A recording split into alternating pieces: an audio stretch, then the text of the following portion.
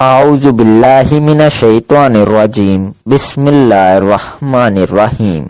یہ لفظ اللہ کو اتنا پیارا لگتا ہے جو بندہ پڑھ کر سوتا ہے اللہ اس کے نامہ اعمال میں تہجد جتنا ثواب لکھ دیتا ہے۔ ناظرین، اللہ تعالیٰ نے نیکی کرنے والوں اور عمل صالح کرنے والوں پہ اپنے خزانے لٹائے۔ یہ خزانے رحمت و بخشش کے ہیں۔ رسول اللہ صلی اللہ علیہ وآلہ وسلم نے فرمایا کہ جو شخص نیک کام کرنے کا صرف ارادہ کر لے اور ابھی عمل نہ بھی کرے تو اسے ایک نیکی کا اجر و ثواب ملتا ہے، یعنی نیت کرنے پر بھی اجر ملتا ہے۔ تو ناظرین، یہ وہ ایک لفظ ہے، اس کو اگر آپ صرف 100 مرتبہ پڑھیں گے تو آپ کو 1000 نیکیاں ملیں گی۔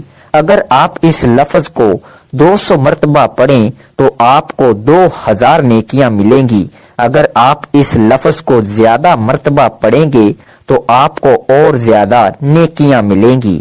چھوٹا سا لفظ ہے، لیکن اس چھوٹے سے لفظ کو پڑھنے پر اتنی زیادہ نیکیاں ملتی ہیں۔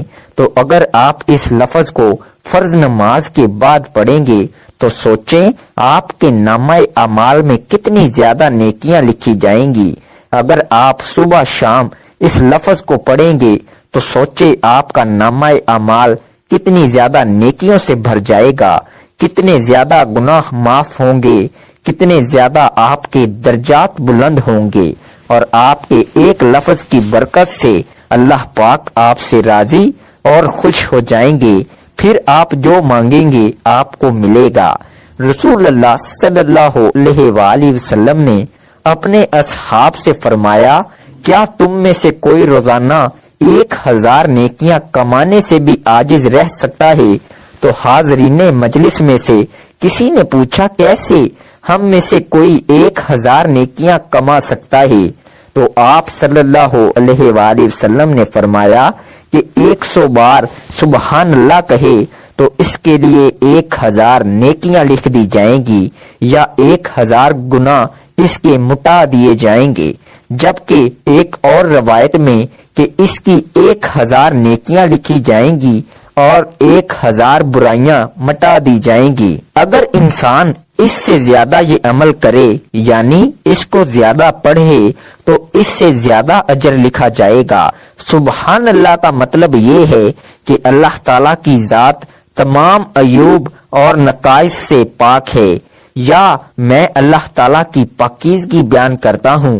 قرآن و حدیث میں اللہ تعالیٰ کی حمد اور پاکی بیان کرنے کا بار بار حکم دیا گیا ہے، لہذا مذکورہ کلمہ سبحان اللہ چونکہ اللہ تعالیٰ کی حمد اور پاکی بیان کرنے پر مشتمل ہے، اس لیے اس کے پڑھنے سے قرآن و حدیث کے ان تمام امر کی بجا آوری لازم آنے کے ساتھ ساتھ ان کلمات کا کہنے والا ان تمام فضائل کا مستحق بھی بنتا ہے، جو عمومی طور سے اللہ تعالیٰ کی پاکی اور حمد بیان کرنے یعنی سبحان اللہ کہنے کے بارے میں وارد ہوئے ہیں۔ سبحان اللہ کلام عرب میں کثرت سے استعمال ہوتا ہے۔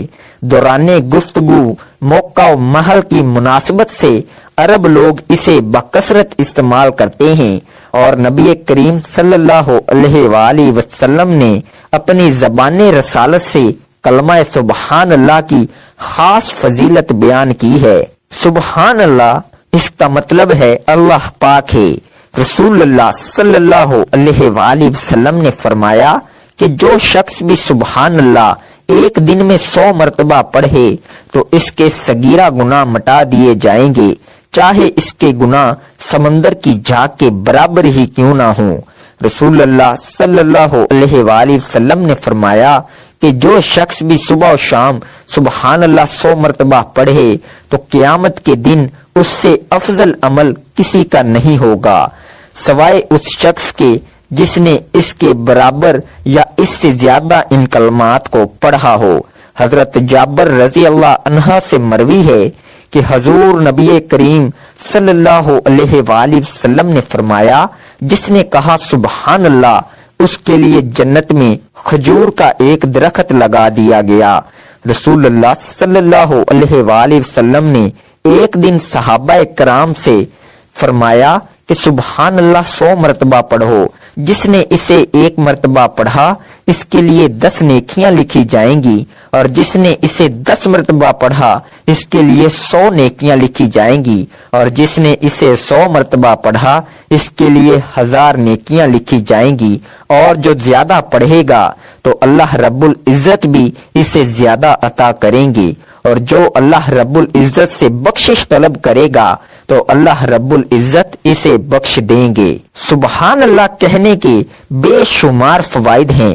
اللہ کی تعریف کے کلمات اللہ کو بہت پیارے ہیں۔ جنت میں نعمتیں دنیا میں کی ہوئی نیکیوں کے مطابق ملیں گی، اگرچہ اللہ تعالیٰ نے جنت اور جہنم کو پہلے سے پیدا کیا ہوا ہے، لیکن اب بھی ان میں نئی نئی نعمتوں اور نئے نئے عذابوں کا اضافہ ہوتا رہتا ہے۔ ہر مومن کے لیے جنت میں جگہ مخصوص ہے، جہاں اس کے اعمال کے مطابق باغات، محلات اور دوسری نعمتیں تیار ہو رہی ہیں۔ قیامت کے دن اعمال کا وزن ہوگا۔ اللہ کا ذکر بھی ایک نیک عمل ہے، اس کا بھی وزن ہوگا۔ اعمال کے وزن کا دار و مدار خلوص نیت اور اتباع سنت پر ہے۔ سنت کے مطابق خلوص سے کیا ہوا تھوڑا سا عمل بھی زیادہ وزنی ہوگا، لیکن خلوص کے بغیر یا سنت کے خلاف کیا ہوا زیادہ عمل بھی بے وزن ہوگا۔ حضرت ابو ہریرہ رضی اللہ عنہ سے روایت ہے کہ وہ ایک دن درخت لگا رہے تھے کہ رسول اللہ صلی اللہ علیہ وآلہ وسلم ان کے پاس سے گزرے اور فرمایا، ابو ہریرہ تم کیا لگا رہے ہو؟ میں نے عرض کیا کہ میں درخت لگا رہا ہوں۔ آپ صلی اللہ علیہ وآلہ وسلم نے فرمایا، کیا میں تمہیں اس سے بہتر درخت نہ بتاؤں؟ انہوں نے عرض کیا، کیوں نہیں، آپ ضرور بتلائیے۔ اللہ کے رسول آپ صلی اللہ علیہ وآلہ وسلم نے فرمایا، تم سبحان اللہ کہا کرو تو ہر ایک کلمہ کے بدلے تمہارے لیے جنت میں ایک درخت لگایا جائے گا۔ محترم ناظرین، یہ آسمان، یہ وسیع اور اس دھرتی پہ چمکتا سورج، یہ چاندنی میں نہایا ہوا چاند، یہ فضائے بصیرت میں ٹمٹما کر اپنے وجود کا احساس دلانے والے یہ ستارے، خلا میں تیرنے والی یہ کہکشائیں، ہواؤں کے دوش پر اڑان بھرنے والے یہ بادل اور گھٹائیں، یہ اونچے پربت، یہ بے کراں سمندر، یہ اپنی دھن میں مگن بہتی چلے جانے والی ندیاں، یہ چمن زار اور یہ بیاباں، یہ چمن کے پھول، ارض کے زمین سے آسمان تک جتنی بھی مخلوقات ہیں اور جتنے بھی ذرات ہیں، سب اسی رب وحدہ لا شریک کی تخلیق اور اسی کی نشانیاں ہیں، جو سارے جہان کا پالنہار ہے، جس کی محتاج دنیا اور ہر شے اس دنیا کی، لیکن وہ کسی کا محتاج نہیں۔ دنیا کی ہر شے جس کی نیاز مند ہے، لیکن وہ کسی کا نیاز مند نہیں۔ وہ بے نیاز ہے اور جس کی ہمسری کوئی نہیں کر سکتا، جو بے مثال ہے، جو بے عیب ہے اور ہر طرح کی تعریف اسی ہی کے لائق اور زیبا ہے۔ دنیا کی ہر شے اس بات پر دلالت کرتی ہے کہ وہی تنہا معبود برحق ہے اور صرف وہی عبادت کیے جانے کا حق رکھتا ہے، اس کے سوا کوئی نہیں جو کسی بھی طرح کی عبادت کا مستحق ہو۔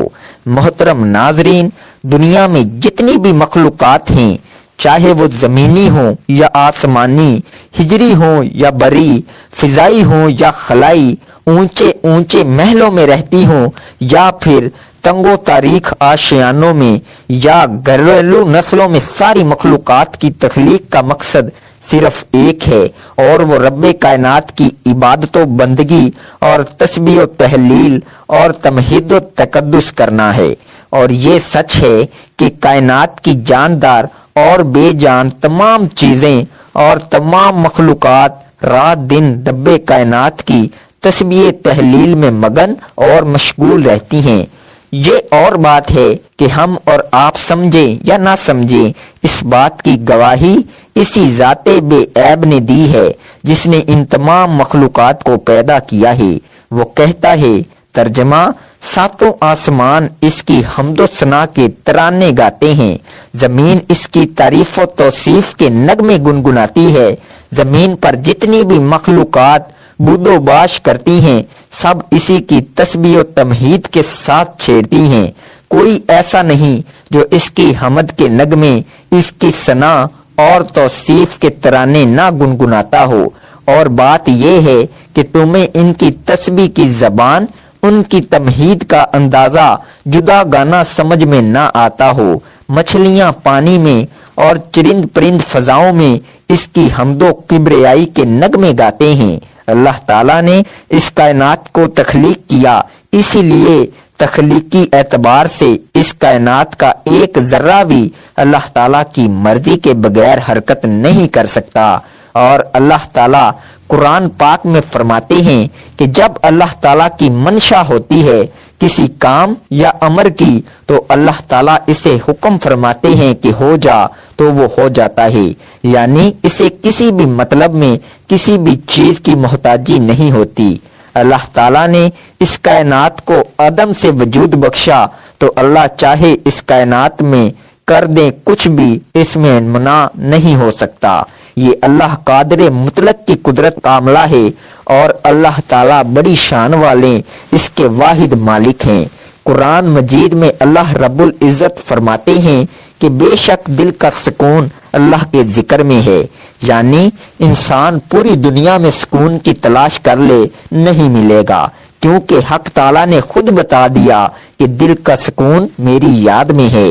جب دل میں سکون ہوگا تو ظاہراً بھی اطمینانیت جھلکتی نظر آئے گی۔ جو قلب میں یاد خدا بسائے گا وہ روحانی سکون پائے گا۔ ذکر الہی دراصل قرب الہی کی خاطر اللہ کو یاد کرنے کا نام ہے، یعنی زبان پر حمد و تسبیح اور تکبیر و تحلیل کے کلمات کا جاری رہنا۔ ارشاد باری تعالیٰ کا مفہوم: تم مجھ کو یاد کرو، میں بھی تم کو یاد کروں گا، میرا شکر ادا کرو، ناشکری نہ کرو۔ ذکر کی فضیلت اس سے بڑھ کر اور کیا ہوگی کہ خود اللہ سبحانہ و تعالیٰ بھی یاد کرے گا۔ پھر ارشاد باری تعالیٰ ہے کہ شکر کرو، ناشکری نہ کرو۔ شکر کا مطلب ہے کہ اللہ کی دی ہوئی نعمتوں اور خدا داد صلاحیتوں اور قوتوں کا اعتراف کرنا، اور زبان سے تعریفی کلمات کا ادا کرنا۔ ان قوتوں اور صلاحیتوں کو اللہ کی نافرمانی سے صرف کرنا اللہ کی ناشکری یعنی کفران نعمت ہے، جس سے بچنے کا حکم دیا گیا ہے۔ یہاں پر ذکر اور شکر کا حکم ایک ساتھ دیا گیا ہے، دونوں میں بہت مشابہت اور مناسبت ہے۔ اللہ رب العزت کی حمد و ثنا اور تسبیح و تحلیل میں شکر کے کلمات بھی پنہاں ہیں۔ ذکر الہی دائمی عبادت ہے، جیسا کہ سورہ آل عمران میں ارشاد باری تعالیٰ کا مفہوم ہے۔ ذکر الہی مومن کا صف امتیازی ہے۔ ایک اور جگہ فرمان الہی کا مفہوم ہے، بکثرت اللہ کا ذکر کرو، بہت ممکن ہے فلاح نصیب ہو جائے۔ حضرت عمر رضی اللہ عنہ نے رسول اللہ صلی اللہ علیہ وآلہ وسلم سے پوچھا، یا رسول اللہ، ہم کون سے مال جمع کریں؟ آپ نے فرمایا، ذکر کرنے والی زبان اور شکر کرنے والا دل۔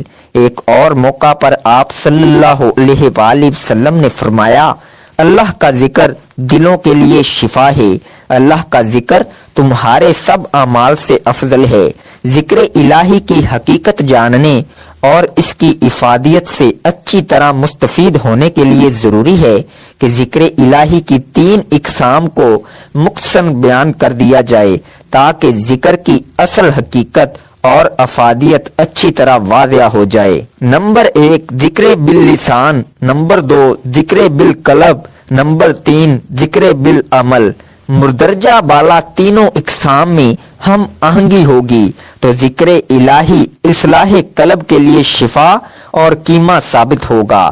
ذکر باللسان، جب اللہ کی حمد و ثنا، اسماء حسنہ اور تکبیر و تحلیل کے کلمات طیبہ سے زبان تر و تازہ رہے گی تو لازماً اس کے اثرات دل پر بھی مرتب ہوتے رہیں گے، جیسا کہ ارشاد باری تعالیٰ ہے۔ مفہوم یاد رکھو اللہ کے ذکر سے ہی دل کا اطمینان حاصل ہوتا ہے، یعنی ذکر الہی کے بغیر اہل ایمان کے دل بے قرار اور بے اطمینان رہتے ہیں۔ سورہ اعراف میں ارشاد ربانی ہے، اور اچھے نام اللہ ہی کے لیے ہیں، بس پکارو اللہ کو ان ناموں سے۔ اللہ سبحانہ و تعالیٰ کے اسم و صفات کا ذکر قبولیت دعا کا وسیلہ بھی ہے اور نزول رحمت اور دلی سکون کا ذریعہ بھی ہے۔ سرور کائنات صلی اللہ علیہ وآلہ وسلم نے بھی فرمایا کہ جب ان کے وسیلے سے دعا کی جائے تو قبولیت کی زیادہ امید کی جا سکتی ہے۔ ان اسماء کو احادیث میں اسم اعظم کہا گیا ہے۔ صحیح مسلم میں سمرہ بن جدب رضی اللہ عنہا سے مروی ہے کہ رسول کریم صلی اللہ علیہ وآلہ وسلم نے فرمایا، بہترین اور اللہ کو سب سے زیادہ محبوب کلمات 4 ہیں۔ نمبر 1 سبحان اللہ، اللہ ہر عیب اور شرکا سے پاک ہے۔ نمبر 2 الحمدللہ، الوحدیت کی کل صفات اللہ ہی کے لیے ہیں۔ نمبر 3 لا الہ الا اللہ، اللہ کے سوا کوئی دوسرا عبادت کے لائق نہیں۔ نمبر 4 اللہ اکبر، اللہ سب سے بڑا ہے۔ مندرجہ بالا چاروں کلمات میں باری تعالیٰ کی توحید و تکبیر اور تسبیح و حمد بیان ہوئی ہے، اسی لیے یہ اللہ کے دربار میں بہترین اور پسندیدہ ترین کلمات ہیں اور ان کا ذکر اسم اعظم کا ذکر ہے۔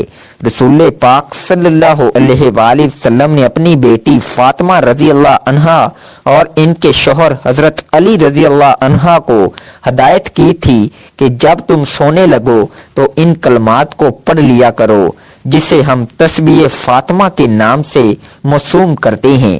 اگر کوئی مسلمان اپنے گناہوں کی وجہ سے جہنم میں جل رہا ہوگا اور جہنم کی تہ میں ہوگا اور جل کر کوئلہ بن چکا ہوگا، اللہ رب العزت اس کلمے سبحان اللہ کی برکت سے اس کو جہنم کی تہ سے نکال کر جنت میں داخل کرے گا۔ ایک نہر میں اس کو غسل دیا جائے گا جس کو آب حیات کہتے ہیں، وہ بالکل پاک و صاف ہو کر نورانی بن جائے گا اور نکھر جائے گا۔ اس کے بعد اس کو جنت میں داخل کر دیا جائے گا۔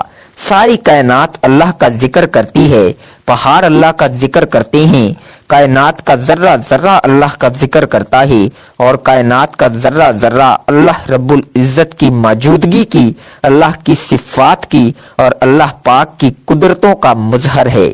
چلتا پانی اللہ کا ذکر کرتا ہے، پرندے ہوا میں اللہ کا ذکر کرتے ہیں، زمین کے اندر جو مخلوق رہتی ہے وہ اللہ کا ذکر کرتی ہے، تو انسان جس کے اوپر اللہ پاک نے اتنی نعمتوں کی بارش کی ہے، اتنی نعمتیں کہ اگر گننے لگے تو ان نعمتوں کا شمار نہیں کر سکتا۔ اس رب کو یاد کرنا چاہیے، اس لیے ہم پر لازم ہے کہ ہم اللہ رب العزت کا ذکر اپنا مقصد سمجھ کر کرتے رہیں۔ اللہ تعالیٰ کا لاکھ لاکھ کرم ہے، احسان ہے کہ اللہ رب العزت نے ہم سب کو بہت بڑی عظیم نعمت کلمہ کی نعمت سے نوازا ہے۔ اس نعمت کی قدردانی کا علم اس وقت ہوگا جب ظاہر کی آنکھ بند ہوگی اور ہمارا آخرت کا سفر شروع ہوگا۔ نبی علیہ السلام نے جنت کی زیارت کی اور جنت کی جو قبیلے کی طرف والی دیوار تھی اس پر چند سطور لکھی ہوئی تھی، جو چیز ہم نے آگے بھیجی وہ ہمارے کام آئی۔ اللہ رب العزت نے جتنی زندگی ہمیں دی ہے اس دنیا میں گزارنے کے لیے، اس 60 سالہ زندگی میں اعمال کرنا، ان کی باقاعدہ ریکارڈنگ ہو رہی ہے۔ اللہ پاک نے دائیں طرف نیکی والا فرشتہ بٹھایا ہوا ہے اور بائیں طرف جو برے کام ہم سے سرزد ہوتے ہیں وہ برے کام ریکارڈ کرتا ہے۔ ایک دفعہ ایک اللہ والے نے اشارے سے اپنے کسی جانور کو بلایا، جیسے جانور کو بلاتے ہیں، اشارہ کرتے ہیں، ہاتھ میں کچھ رکھتے ہیں کہ کچھ جانور کو دینا ہے، کھلانا ہے۔ انہوں نے اشارے سے جانور کو بلایا تو اللہ پاک بعض اوقات غیب کی باتیں اللہ والوں پر منکشف کر دیتے ہیں، تو جب انہوں نے اشارے سے جانور کو بلایا تو اللہ پاک نے ان پر وہ منظر منکشف کر دیا کہ فرشتے نے وہ اشارے بھی لکھ لیے۔ تو بزرگ پریشان ہوئے کہ یہ بھی لکھا جاتا ہے ہر آن ہر گھڑی ہمارے جسم سے جو اعمال نکلتے ہیں ان کی ریکارڈنگ ہو رہی ہے۔ آج سائنس کا دور ہے، ہماری شریعت میں وہ باتیں جن کے بارے میں کسی زمانے میں کمزوری دکھائی جاتی تھی، سائنس نے بھی ثابت کر دیا وہ باتیں درست اور سچ ہیں۔ کمپیوٹر کا دور ہے، ہر چیز کی ریکارڈنگ ہو رہی ہے، اسی طرح ہمارے اعمال بھی ریکارڈ ہو رہے ہیں۔ جو عمل ہم اس دنیا میں کرتے ہیں وہ ریکارڈ ہوتا ہے اور ہمارے اعمال نامے میں لکھا جا رہا ہے، اور یہ اعمال ہم آگے بھیج رہے ہیں، آخرت کی طرف اکاؤنٹ میں جمع ہو رہے ہیں۔ سب کچھ جو ارد گرد ہے انشاءاللہ کل گواہی دے گا، بیت اللہ بھی گواہی دے گا، انشاءاللہ اللہ کے گھر کی دیواریں بھی گواہی دیں گی کہ ان اللہ تعالیٰ کے بندوں نے میرے قریب میں بیٹھ کر ذکر کا حلقہ لگایا تھا اور حلقے میں تجھے یاد کیا تھا، حلقے میں تیری وحدانیت بیان کی تھی، نفی اثبات کا ذکر کیا تھا، اس میں ذات کا ذکر کیا تھا، تیری صفات کا ذکر کیا تھا، اور ذکر قلبی بھی کیا تھا اور ذکر لسانی بھی کیا تھا، کیونکہ اللہ رب العزت تو سمیع بھی ہے اور بصیر بھی ہے، دیکھتا بھی ہے، سنتا بھی ہے۔ تو ہماری یہ گواہی پیش ہوگی انشاءاللہ۔ ذکر کا مقصد قرآن کریم کی طرف لے جانا ہے۔ ذکر میں خشوع آ گیا تو انشاءاللہ جب قرآن کریم کی تلاوت کریں گے تو پھر قرآن کی تلاوت میں خشوع ہوگا، پھر اللہ کی شان یاد آتی ہے۔ اکرما جو ابو جہل کے بیٹے تھے لیکن صحابہ رسول تھے، جب قرآن کی تلاوت کرتے تھے قرآن پہ گر جاتے تھے، آنسو کی لڑیاں جاری ہو جاتی تھیں اور فرماتے تھے یہ میرے رب کا کلام ہے، یہ میرے رب کا کلام ہے۔ قرآن کی ایسی تلاوت کریں، کوشش کریں علماء کرام سے رابطہ رکھیں، جو پڑھے لکھے ہیں ترجمہ کے ساتھ پڑھیں۔ اللہ پاک نے قرآن پاک کو ذکر سے یاد کیا ہے، ہم نے ذکر کو اتارا تو اس کا مطلب یہ ہے کہ ہم جو اسباق پڑھتے ہیں اس کا مقصد یہ ہے کہ قرآن کے ذکر کی طرف منتقل ہو جائیں، یہ قرآن کریم کا حق ہے۔ تو ناظرین جب بھی نماز پڑھیں، نماز کے بعد، فرض نماز کے بعد یا نماز پڑھنے کے بعد سبحان اللہ کی ایک تسبیح لازمی پڑھا کریں اور اس کے ساتھ یہ دعا پڑھیں۔ حضرت ابو الدرداء رضی اللہ عنہ فرماتے ہیں کہ میں نے اللہ کے رسول صلی اللہ علیہ وآلہ وسلم کو یہ فرماتے ہوئے سنا، جو شخص مومن مرد اور مومن عورتوں کے لیے ہر روز 27 یا 25 مرتبہ دونوں میں سے کوئی ایک عدد فرمایا مغفرت طلب کرتا ہے، وہ ان لوگوں میں سے ہو جاتا ہے جن کی دعا قبول کی جاتی ہے اور جن کی برکت سے زمین والوں کو رزق دیا جاتا ہے۔ جو بندہ بھی پڑھتا ہے تو اللہ اس کو تمام مومن مردوں اور مومن عورتوں کی تعداد کے برابر ثواب دیتے ہیں، یعنی اس دنیا میں جتنے بھی مسلمان مرد عورتیں ان کی تعداد کے برابر اس پڑھنے والے کو اجر ملے گا، نیکیاں ملیں گی۔ اگر آپ اس دعا کو 25 مرتبہ پڑھیں گے تو آپ مستجاب الدعوات بن جائیں گے، یعنی وہ بندہ جس کی کوئی بھی دعا رد نہیں کی جاتی۔ اے اللہ رب العزت، اے ساری کائنات کے شہنشاہ، اے ساری مخلوق کے پالنے والے، اے زندگی موت کا فیصلہ کرنے والے، اے آسمانوں اور زمینوں کے مالک، اے پہاڑوں اور سمندروں کے مالک، اے انسانوں اور جناتوں کے معبود، اے عرش اعظم کے مالک، اے فرشتوں کے معبود، اے عزت اور ذلت کے مالک، اے بیماریوں کو شفا دینے والے، اے بادشاہوں کے بادشاہ، اے اللہ ہم تیرے گناہ گار بندے ہیں، تیرے خطا کار بندے ہیں، ہمارے گناہوں کو معاف فرما، ہماری خطاؤں کو معاف فرما۔ اے اللہ ہم اپنے اگلے پچھلے صغیرہ کبیرہ سبھی گناہوں، خطاؤں اور نافرمانیوں کی معافی مانگتے ہیں۔ اے اللہ رب العزت ہم اپنے گناہوں سے توبہ کرتے ہیں، ہماری توبہ قبول فرما۔ اے اللہ ہم گناہ گار ہیں، سیاہ کار ہیں، بدکار ہیں، تیرے احکام کے نافرمان ہیں، ناشکرے ہیں، لیکن میرے معبود تیرے نام لیوا بندے ہیں، تیری توحید کی گواہی دیتے ہیں، تیرے سوا کوئی عبادت کے لائق نہیں، تیرے سوا کوئی بندگی کے لائق نہیں، تیرے سوا کوئی تعریف کے لائق نہیں۔ ہمارے معبود ہمارے گناہ تیری رحمت سے بڑے نہیں ہیں، تو اپنی رحمت سے ہمارے گناہ معاف کر دے۔ اے اللہ پاک، ہمیں گمراہی کے راستے سے ہٹا کر صراط مستقیم کے راستے پر چلنے والا بنا دے۔ اے اللہ، ایسی نماز پڑھنے کی توفیق عطا کر جس نماز سے تو راضی ہو جائے۔ زندگی میں ایسے نیک اعمال کرنے کی توفیق عطا کر جن اعمالوں سے تو راضی ہو جائے۔ ہمیں ایسی زندگی گزارنے کی توفیق عطا کر جس زندگی سے تو راضی ہو جائے۔ ایمان پہ زندہ رکھ اور ایمان پہ ہی موت عطا کر۔ اے اللہ، ہمیں تیرے احکام کی فرما برداری کرنے والا بنا اور تیرے پیارے حبیب جناب محمد صلی اللہ علیہ وآلہ وسلم کے نیک اور پاکیزہ آداب کو اپنانے والا بنا دے۔ اے اللہ، ہماری پریشانیوں کو دور کر دے۔ اے اللہ، جو بیمار ہیں انہیں شفائے کاملہ عطا فرما۔ اے اللہ، جو بے اولاد ہیں انہیں اپنے خزانوں میں سے نیک اور صالحہ اولاد عطا فرما۔